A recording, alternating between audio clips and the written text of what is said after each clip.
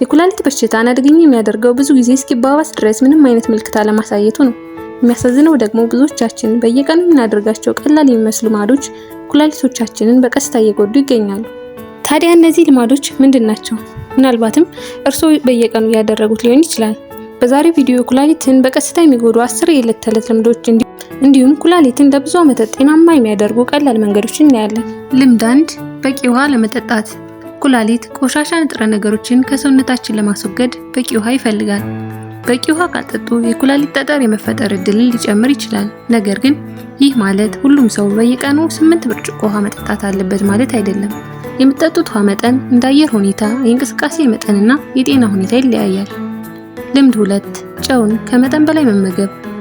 ብዙ ጨው መመገብ የደም ግፊት ሊያሳድግ ይችላል። ከፍተኛ የደም ግፊት ደግሞ ኩላሊትን በቀስታ ከሚጎዱ ዋና ምክንያቶች አንዱ ነው።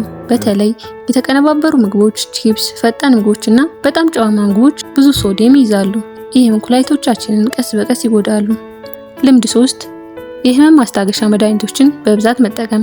ብዙ ሰዎች ራስ ምታት ወይም ጀርባ ህመም ሲሰማቸው ያለ ሐኪም ምክር የህመም ማስታገሻ መድኃኒቶችን ይወስዳሉ። እንደ ኢቡፕሮፊን እና ዲክሎፊናክ ያሉ መድኃኒቶች ለረጅም ጊዜ ወይም በብዛት ሲወሰዱ በአንዳንድ ሰዎች ላይ የኩላሊት ጉዳት ሊያስከትሉ ይችላሉ። ስለዚህ መድኃኒት ሁልጊዜ በተመከረው መጠንና አስፈላጊ ሲሆን ብቻ መውሰድ ጠቃሚ ነው። ልምድ 4 ሽንት ለረጅም ጊዜ መያዝ። ሽንት ሲመጣ ለረጅም ጊዜ መያዝ ብዙ ሰዎች የሚያደርጉት ልማድ ነው። ለምሳሌ በስራ ቦታ፣ በጉዞ ወይም በሌላ ምክንያቶች ሽንትን ለሰዓታት ይይዛሉ። ይህ ልምድ በተደጋጋሚ ሲከሰት የሽንት ፊኛ ላይ ጫና ሊፈጥር ይችላል። እንዲሁም የሽንት መስመር ኢንፌክሽን የመከሰት እድል ሊጨምር ይችላል። አንዳንድ ኢንፌክሽኖች ወደ ኩላሊት ከተዛመቱ ከባድ ችግር ሊያስከትሉ ይችላሉ። ልምድ 5 ከመጠን በላይ ስኳር መመገብ። ለስላሳ መጠጦች፣ ኬክ፣ ከረሜላ እና ሌሎች በስኳር የበለጸጉ ምግቦች አዘውትሮ መመገብ በጊዜ ሂደት ክብደትንና የስኳር በሽታ አደጋን ሊጨምር ይችላል። የስኳር በሽታ ደግሞ በዓለም ላይ ለሚከሰተው የኩላሊት በሽታ ዋነኛ ምክንያቶች ውስጥ አንዱ ነው። ስለዚህ ስኳርን መቀነስ ኩላሊቶን ለመጠበቅም ጠቃሚ ነው። ልምድ 6 ማጨስ። ማጨስ ሳምባን ብቻ አይጎዳም። በትንባሆ ውስጥ ያሉ ኬሚካሎች የደም ስሮችን ሊጎዱ ይችላሉ። ይህም ወደ ኩላሊት የሚደርሰውን የደም ፍሰት ሊቀንስ ይችላል። በተጨማሪም ማጨስ የደም ግፊትና የልብ በሽታ የመጋለጥ እድልን ይጨምራል። እነዚህ በተዘዋዋሪ ኩላሊትን ሊጎዱ ይችላሉ። ልምድ 7 የደም ግፊትና የስኳር በሽታን ችላ ማለት። የደም ግፊትና የስኳር በሽታ ካለባችሁ እና ሕክምናችሁን ካልተከታተላችሁ ኩላሊቶ በቀስታ ሊጎዳ ይችላል። ብዙ ሰዎች ምንም አይሰማኝም ብለው መድኃኒቶቻቸውን ያቆማሉ ወይም ምርመራ ያድርጉ። ነገር ግን የኩላሊት ጉዳት ብዙ ጊዜ ያለ ምልክት ይጀምራል። ስለዚህ የደም ግፊትንና የደም ስኳርን በመደበኛነት መቆጣጠር ኩላሊትን ለመጠበቅ በጣም አስፈላጊ ነው። ልምድ 8 ከመጠን በላይ አልኮል መጠጣት። አልኮል በብዛት መጠጣት ሰውነትን ውሃ እንዲያጣ ያደርጋል። ይህም በኩላሊት ላይ ተጨማሪ ጫና ያሳድራል። በተጨማሪም ከመጠን በላይ አልኮል መጠጣት የደም ግፊትን ሊጨምርና የጉበት ችግር ሊያስከትል ይችላል። እነዚህም በተዘዋዋሪ የኩላሊትን ጤና ሊጎዱ ይችላሉ። ልምድ 9 እንቅስቃሴ ያለማድረግ።